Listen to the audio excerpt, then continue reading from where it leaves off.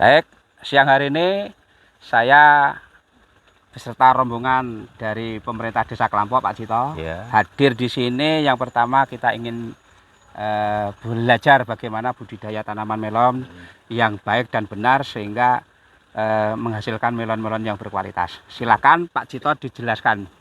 Ya, ini perlu saya jelaskan bahwa saya selama ini sudah budidaya melon dengan kategori eksklusif dan premium, Pak ya. Ya.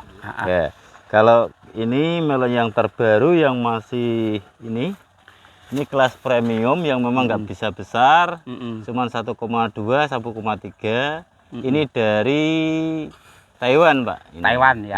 Namanya apa? Varietas apa ini, Pak? Baru saja dikasih nama sebelum ini saya tanam belum ada namanya, baru kode. Sekarang dikasih nama Aurora. Aurora. Iya. Breednya sampai berapa ini? Ini kalau nanti sampai masak sampai 21. Memang kategori premium. Wih. Iya. Kayak sari manis ini nanti rasanya. Iya, nanti memang manis benar. Luar biasa. Kalau ini sih enggak. Ini cuman paling mentok di 13. Ini gitu lokal, Pak. Jadi kita bikin pembanding aja. Ini ada 2 per batang. Terus ini ada 2, nanti kita hitung. Ini kan 2 ya. Iya. Tonase kita kalah, tapi rasa luar biasa. Harga nanti tentu lebih eksklusif lagi. Ini. Tapi gini Pak Cito, tapi kalau incip masuk ada harganya toh kok. Ya, kita semua bersaudara ya. Ya. Kita juga di sana itu tester, semua pengunjung di sini ada testernya. Jadi Merlin ini Merlin ya. Ini Merlin ya. Ini Aurora. Kalau orang petani sini Merlin sudah paling bagus, Pak. Kalau saya sih petaninya Merlin itu melon biasa. Ini kalau Aurora ini breednya sudah 21. Wah, luar biasa. Itu ada Apollo, itu breednya itu di 16. Pak Cito, kalau orang yang memiliki mulutnya terasa pahit, makan melon Aurora ini, wah langsung manis ya. Pasti sembuh nih.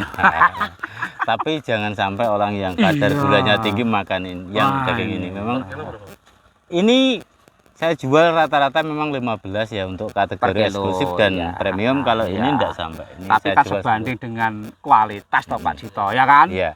Setiap saya agro saya buka di ini di harga 15. Tapi ini kalau di Superindo, ini kelas Intanon, Pak. Intanon. Tapi cuma Intanon manisan ini. Tapi tidak dipengaruhi oleh masalah netnya ini, Pak ya? Iya. Kalau yang netnya halus, Pak. Enggak kasar kayak Amanda itu enggak ya? Ini kasar ini. Nah, lokal lebih kasar. Oh iya. Ini lokal. Iya. Ini Aurora, ini Merlin ya. Ini Taiwan, ini Indonesia. Ini dari Taiwan. Breednya bisa mencapai 21. Jadi sangat manis sekali. Dan yang ini kelas lokal. Nah, breednya rata-rata 14-16. Ini enggak sampai, Pak. Kalau ini mungkin di 13 ya. 13 ya. Ini udah bagus untuk lokal. Kendala penanaman. Nah, untuk tantangannya bagaimana, Pak? Ini sebenarnya gini ya, untuk kita budidaya melon jenis premium di lahan open field atau di lahan terbuka memang sangat susah, Pak. Jadi ini melon yang sangat sensitif terhadap virus ya. Di sini kan ada 2 jenis virus yang kemarin saya hadapi, ada Gemini dan Mosaic. Mosaic. Iya. Ini terlalu riskan memang kalau kita tanam di lahan terbuka. Harusnya di greenhouse. Ya. Kalau ini oke, siap di lahan terbuka. Untuk persiapan lahannya, Pak, bagaimana komposisi lahan ini? Cara olah tanahnya atau komposisi medianya seperti apa? Ya, kita olah lahan, kita bajak dulu, gembur, terus kita kasih diskomposer. Ya. Nah, setelah itu kita tutup mulsa, kita kasih pupuk dasarnya kita pakai POC, Pak. POC ya. POC yang terkandung di dalamnya itu mungkin bisa tertera di situ. N-nya berapa, P-nya berapa, kalinya berapa? POC itu kita awal menggunakan ini Pak. Ini buat sendiri. Buat sendiri semua. Oh ya. Bahan bakunya apa? Urin. Ya kalau dulu saya pakai urin ya. Urin, Saya ya? kasih tahu ke Pak Urin Mardi kelinci, itu kan urin kemudian kelinci. ditambahin apa lagi? Difermentasi ada rebung, ada cambah rebung. sebagai Iya, ZPT-nya. sebagai CPT baik Ya, ausin, sitokinin maupun dan gibrilinnya ya. Dan N-nya kita tambah dengan kacang hijau kan seperti itu. Oh iya. Terus untuk pengendalian jamurnya kita menggunakan apa? Saya menggunakan Agen Hayati Trichoderma sama BBR ya. Sip, bagus. Terus kalau itu pun masih kena, tentu saya menggunakan agak saya mikir hampir sama ya, itu solusi terakhir itu. KUH kita bikin pestisida sendiri. Jadi di situ saya pakai kalium hidroksida. Oh iya. Natrium hidroksida. NaCl itu ya. NaOH Pak. NaOH sama sulfur sama kalium hidroksida. Nah ini untuk menanggulangi bakteri dan jamur. Itu murah loh ya. Ya, tentu kita racik sendiri. Biasanya digunakan untuk ngepel itu ya, yang hidrosidanya itu. Itu ada itu ya, bekas racikannya ada. Ya itu dipakai Pak Mardi juga itu. Jadi itu lebih murah, untuk embun tepung sangat ampuh itu. Oke, baik. Ini mulai tanamnya ya ta. Ini sampai berbuah ini udah umur berapa ini Pak Cito? Kalau ini sampai sekarang ini sudah usianya 58. Oh, 58. Padahal ini harusnya di angka 80 untuk MDPL rendah. Kalau di MDPL tinggi 90 ini. 90 ya. Oh iya. Jadi masih lama. Berarti tergantung tingkat ketinggian tanah ya, dari permukaan laut. Kalau yang ini 70 Pak. 70 ya. 70. Kalau Apollo 65. Yang sana yang golden. Berarti intinya yang paling rawan itu kendalanya adalah virus Gemini sama ini ya, mosek ya. Mosek, betul. Ya. Berarti begini Pak Nggi, kalau kita mau budidaya melon, kedua virus ini harus betul-betul kita antisipasi. Betul. Mulai dari olah tanah, mulai dari pemupukan, termasuk bagaimana mengendalikan jamur-jamurnya itu dengan agensi hayati Pak Nggi. Betul. Nah, ini. Satu pohon ini diambil berapa? Dua Pak ya? Rata-rata kita ngambil. Rata-rata 2 ya. Ini kalau kita hitung masalah biaya Pak, namanya usaha kan kita harus menghitung biaya. Per pohon ini kita kosnya sampai berapa? Kalau kita tidur, artinya itu semua orang. Iya. Gitu. Kos kalau melon ini itu sekarang itu semua saya hitung dengan kalau dengan kimia semua ya, tanpa kita ada rekayasa pembuatan pupuk sendiri itu 12.000 Pak. 12.000. Iya. Ya. 12.000 kita per pohon 2 buah. Per buahnya rata-rata 1,3 sampai berarti kan 2,5 ya rata-rata. Kalau dijual ketemu berapa itu Pak?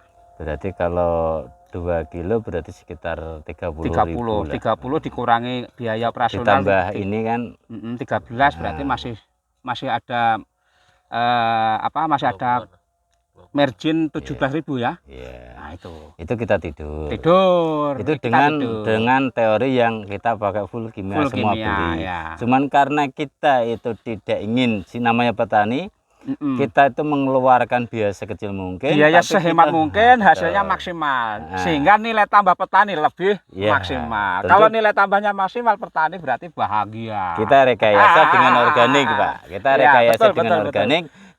Nah akhirnya jatuhnya di finish itu kalau kita rekayasa tapi tenaga kita hitung semua, itu di finish jatuhnya itu di angka 7.000. 7.000. Weh. Jadi nilai jualnya sekitar 30. Ada 5.000 itu yang kita sia-siakan sebenarnya, kita tidak mau olah lahan sendiri, tidak mau olah fungisida maupun pupuk. Terus kalau saya lebih murah lagi Pak, karena semua saya tangani bersama anak dan istri, jadi kosnya ini tenaganya bisa 3.000. Cuma 3.000 kalau ditangani sendiri. 10 kali lipat. Jarang tidur. Tapi begini Pak, karena beliaunya ini kan sebagai kepala desa tentu kan tidak bisa menangani sendiri. Berarti kan tidur bahasanya kan seperti itu. Kalau tidur Pak Enggi ini berarti masih dapat kos kurang lebih 17.000. Wah, enak gitu tidur oleh 17.000 enggak pegel boyok 1.000 meter berapa? Untuk 1.000 meter katakan 1.000 batang. Nilainya berapa? Nilai uang. Ya tinggal 12.000 kali 1.000. Nah itu semua baru 12 juta biaya untuk 1.000 pohon. Nah itu kalau dijual kita mendapatkan 30 juta. Masih ada kok, masa 18 juta nggih. 2 bulan. Tahun yang lalu Pak ya, tahun yang lalu itu dibuka, saya buka agro ya. Itu 2000 pohon. Itu 2000 pohon Apollo itu. Buahnya cuma satu ya. Waktu itu cuma satu, full organik tanpa ada penambahan kimia tahun lalu itu. Bahkan kemarin dari pihak organik juga ke sini dari Dinas Pertanian. Memang itu benar-benar organik. Lah, itu dari 2000 saya itu mengantongi 64 juta bersih.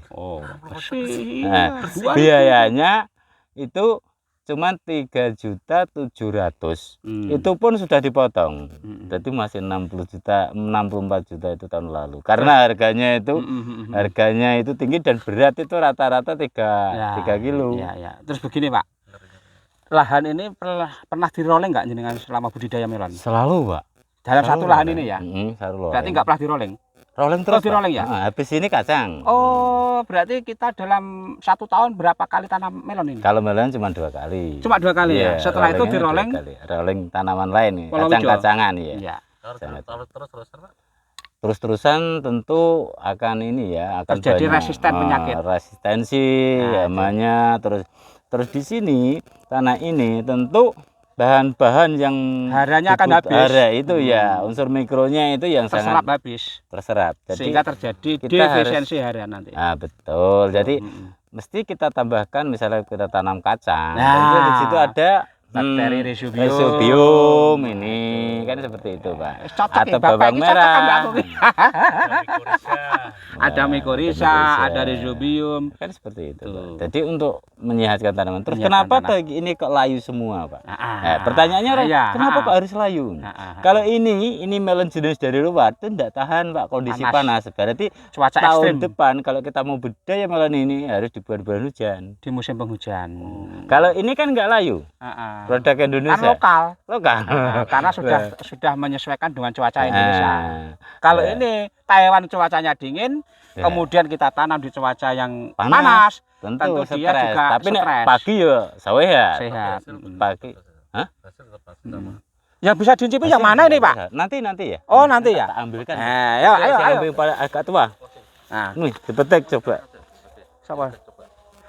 Gini. Ya. Agak sing tua ya. Ya.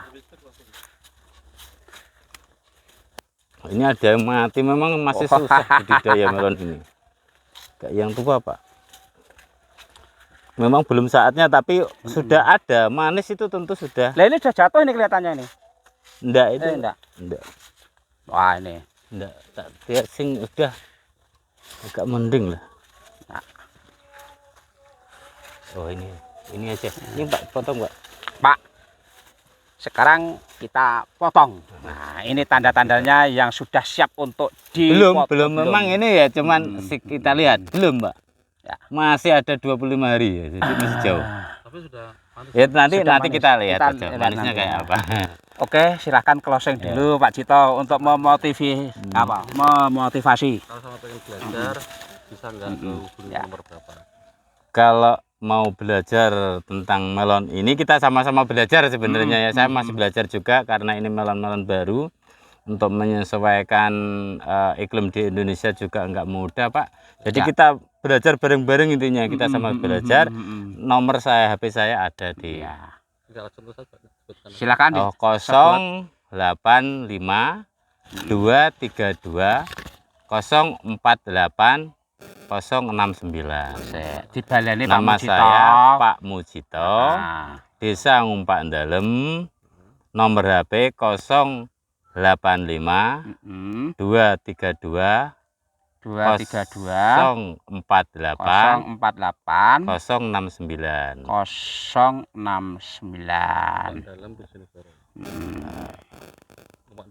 Ngumpak Dalem Bojonegoro. Ini jadi kan kita potong langsung keluar. Ini berarti artinya ini. Oke, terima kasih para pemirsa, sahabat petani di seluruh Indonesia. Bincang-bincang siang hari ini bersama masternya melon Pak Mujito. Tadi nomor HP sudah disebutkan, silakan yang mau belajar terkait dengan budidaya melon. Pak Mujito ini orangnya tidak pelit. orangnya sangat loman, terbuka. terbuka, tidak ada yang disembunyikan. Berbagi Silakan, ilmu. berbagi ilmu itu tidak akan habis, Iya. akan selalu memberikan manfaat. Terima kasih.